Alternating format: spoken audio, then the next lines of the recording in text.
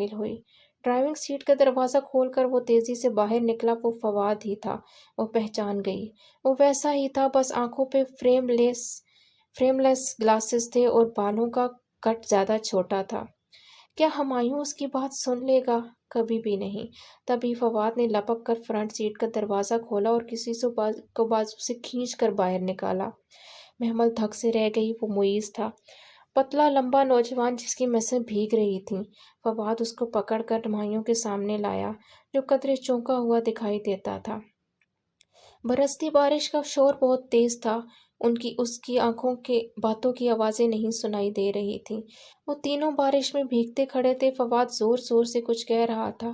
ہمایوں سینے پہ ہاتھ باندھے صرف خاموشی سے سن رہا تھا۔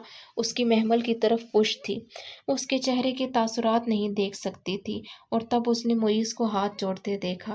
شاید اس کے چہرے پہ بارش کی